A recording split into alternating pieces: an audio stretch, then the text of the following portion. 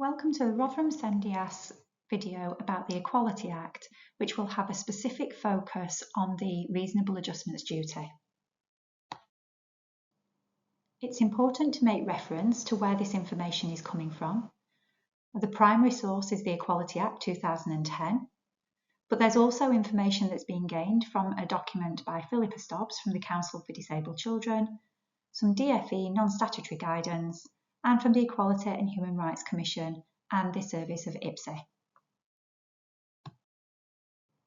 The Equality Act and schools, who does it actually apply to? The Equality Act, which I will now refer to from now on as the Act, applies to all local authority maintained schools and independent schools. This includes academies and maintained and non-maintained special schools. The duty on schools also applies to early years and sixth forms where it's provided in a school setting. So this is usually known as Foundation Stage 1, 2 or 6 forms. For early years education that's not provided in a school, the law still applies, but there may be some differences. And for sixth form education that's also provided in a college or a 16 to 19 academy, again the law still applies, but again there might be some differences. So what does the Equality Act cover? It's unlawful for a school to discriminate against, harass or victimise a pupil or potential pupil in relation to school admissions, exclusions from school or subjecting them to any other detriment, for example behaviour or consequences, the way it provides its education, and the way it provides access to benefits, facilities or services, for example school trips and after-school opportunities. So who is responsible if a claim of disability discrimination is made? First, you might want to check what type of school your child attends, and you can do so by this link here. For a maintained school, the responsible body is the governing body. For an academy, it's usually the academy trust or proprietor. For an independent school, it's the proprietor, and for a pupil referral unit, it's usually the local authority. In practice, anyone acting on behalf of the responsible body, this includes employees of the school, they are liable for their own discriminatory actions, and the responsible body is also liable unless it can show that it has taken all reasonable steps to stop the individual from doing the discriminatory action or behaviour. So what is protected under the Act? It is unlawful for a school to discriminate against a pupil or prospective pupil by treating them less favourably because of their sex, race, disability, religion or belief, sexual orientation, gender reassignment, or pregnancy and maternity. These are all considered to be protected characteristics under the Equality Act. However, for this purpose, we will be focusing purely on disability. So what do we mean by disabled, and do you have to have a diagnosis to be considered disabled? The Act defines disability as a person who has a physical or mental impairment which has a substantial, long-term adverse effect on their ability to carry out day-to-day activities. Substantial means more than minor or trivial, and long-term means lasting more than a year or likely to last more than a year. This is different to just SEN and has to be considered to be disabled to be covered under reasonable adjustments. But you will see here that this doesn't mean that you have to have a firm diagnosis to be considered disabled, as long as you are considered to be under this legal definition.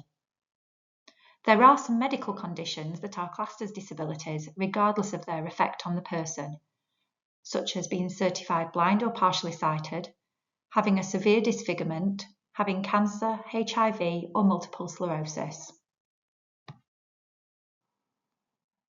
The Act mentions 6 kinds of unlawful behaviour, but we're just going to focus in this video on the failure to make reasonable adjustments.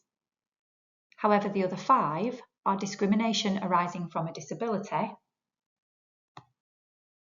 direct discrimination, indirect discrimination, victimisation, and harassment.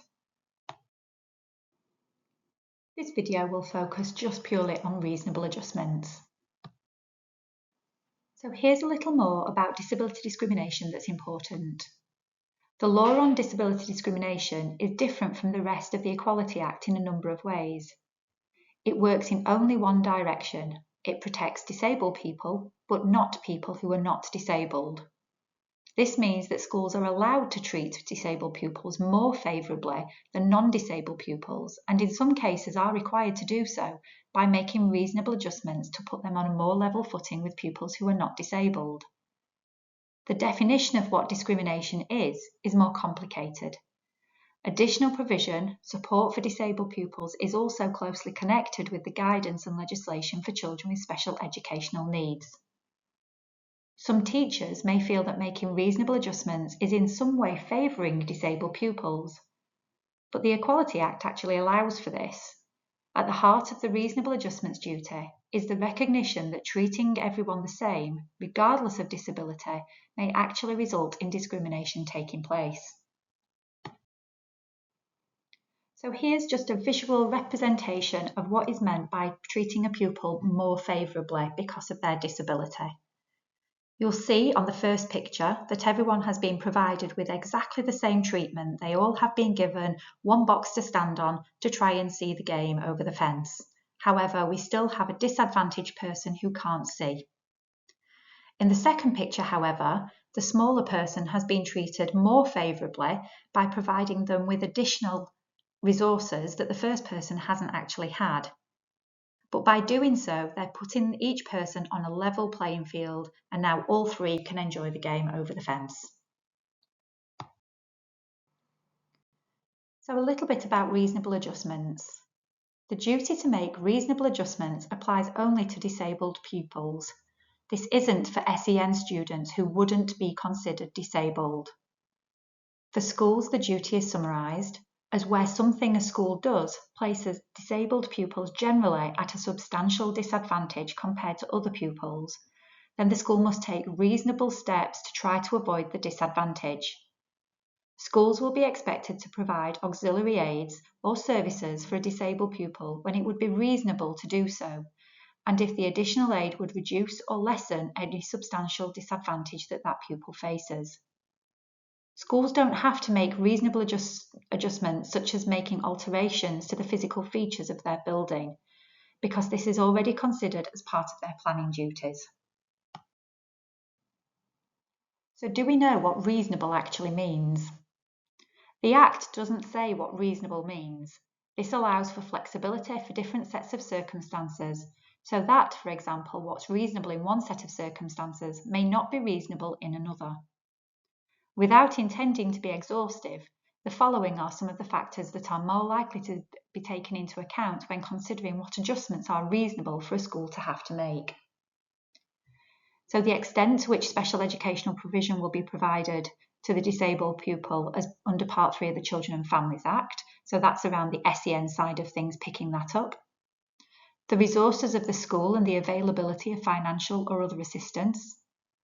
The financial and other costs of making the adjustment, the extent to which taking any particular step would be effective in overcoming the substantial disadvantage suffered by the pupil who's disabled, the practicability of the adjustment, the effect of the disability on the individual, the health and safety requirements that might be needed to consider, the need to maintain academic, musical or sporting or other standards, the interest of other pupils and prospective pupils.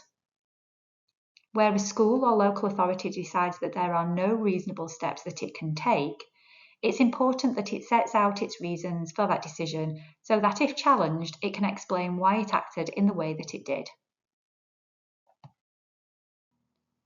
The duty to make reasonable adjustments has the following three requirements. The first one is to make adjustments to any provision, criterion or practice. This relates to the way schools organise themselves, deploy resources and the day-to-day practice that they follow, whether or not these are articulated in written policies. This involves altering or adjusting things such as policies, procedures and the way that things are done within the school. This applies to all educational providers, including early years and post-16. The second is a duty to make alterations to physical features. This does not apply to schools. However, schools are under a duty to plan to increase accessibility. So this requirement applies to private nurseries and post-16 colleges and is a duty to make reasonable adjustments to physical features of the building, such as ramps, signs or lighting. And third is to provide auxiliary aids and services. This includes the provision of equipment, advice or support. This might include support from a one-to-one member of staff, for example. This applies to all educational providers, including early years and post-16s. Many reasonable adjustments are inexpensive and will often involve a change in practice rather than the provision of expensive pieces of equipment or additional staff. A school's duty to make reasonable adjustments is an anticipatory one owed to disabled pupils generally, and therefore schools need to think in advance about what disabled pupils might require and what adjustments might be needed to be made for them. In practice, making reasonable adjustments prevents disadvantage and recognises that to treat disabled pupils equally, it may be necessary to do things differently for them. Schools must do what is reasonable to do and are not expected to do anything unreasonable. So, under the Equality Act, there is no justification for failing to make reasonable adjustments. Schools, along with other service providers, are not permitted to charge for making reasonable adjustments. So here's some examples of reasonable adjustments. So the first one, for the timetable to be adjusted to provide time for the reinforcement of new skills for a pupil with learning difficulties. So this would be an adjustment to a practice. A student with a visual impairment sits at the back of the class to accommodate her field of vision. Pupils with dyslexia are given a green card to indicate to teachers that they may need extra time to complete written tasks. Or where the school policy would normally provide for a 2-day exclusion, the policy is adjusted to provide an alternative punishment for the pupil where his behaviour arises from his disability. The punishment marks the seriousness of the incident, is understood by the pupil, and does not involve excluding him in these circumstances. So this would be an adjustment to a policy. Many of the reasonable adjustments that schools are already making for disabled pupils probably includes the use of some auxiliary aids such as coloured overlays for dyslexic students, pen grips, adapted PE equipment, adapted keyboards or computer software, for example. Within the Equality Act, there is a section, which is Regulation 10, that exempts certain conditions from being considered as impairments. This includes a tendency to physical abuse. However, in August 2018, a decision was made by the Upper Tribunal, and this is a tribunal that sets a precedent moving forward. It determined that for children in education who have a recognised condition that is more likely to result in a tendency to physical abuse, the regulations do not remove a child from the definition of disability or from the protection of the Equality Act. This means that in line with the duties around reasonable adjustments, schools must still make reasonable adjustments to prevent or manage challenges pupils present who have disabilities that make them more prone to physical abuse, just as they must for pupils with disabilities that manifest themselves in other ways. Schools must also be able to justify any sanction as proportionate, which means that it has to be fair. So if you have any concerns about reasonable adjustments, maybe that they haven't been made or you need to discuss these with school, this is how you would raise a concern with the school or setting. You first might want to consider who would be appropriate within the school to speak with first. It may be that an informal discussion with the right person could resolve the situation. This may need to be a decision maker within the school, such as the SENCO or head of year. Be clear what you're raising. Is this about the Equality Act due to disability or SEN? Again, remember there is a difference with the definitions. It may also be helpful to take a look at the school's website for their policies around SEND, inclusion, exclusions, and make use of these in your discussions if they're appropriate. Be open to discussions about what is reasonable. Be ready to make suggestions on alternative options yourself, but also to listen to the alternative options being suggested by others in the school too. If the school are not able to make adjustments, ask them to explain this for you so you can understand. You may also wish to ask for this to be provided in writing too. You may feel that it might be important to make things more formal. If you feel this is related to the Equality Act, remember who is responsible. You may need to check what type of school it is so you can address your concern to the right person. Put your concern in writing. This may be via the school complaints process, so check their website for their complaint policy. We advise any complaint letters include the following points: the date of the complaint, the fact that it is a formal complaint, your child's name, date of birth and form or class, the issue you feel has occurred and how this may relate to your child's disability. Be clear and specific, starting with what actually happened and how you feel this relates to the possibility that disability discrimination may have occurred. You may wish to state what type of discrimination you believe has taken place. For example, a failure to make a reasonable adjustment. It may be helpful to add any evidence for this, for example, emails or statements, but keep copies of these yourself. Detail how you would like the situation to be resolved. Include your preferred contact. It may be helpful to use an email address or postal address so a response is provided in writing. And state your expectation of when you would hear back. So usually complaints policies have dates and deadlines. If you feel disability discrimination has taken place, and you have tried to address this potentially through conversations or through the formal complaints process of the school, you may feel that your next step is to raise the possibility of disability discrimination via the SEND Tribunal. The SEND Tribunal can hear claims about disability discrimination by a school under the Equality Act. If your claim is against a different kind of setting or the local authority, then the claim, instead of to the SEND Tribunal, is brought to the County Court. The claim against the school must be received by the SEND Tribunal within 6 months of the discrimination you're complaining and claiming about, or within 6 months of the most recent act or failure to act if this has been continuing for a period of time.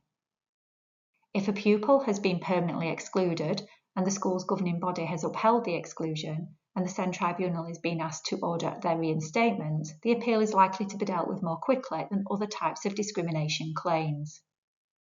If you want to consider this as a next step, you may want to seek advice from either your local SENDIAS service or from contacting IPSE. We hope you found this information helpful.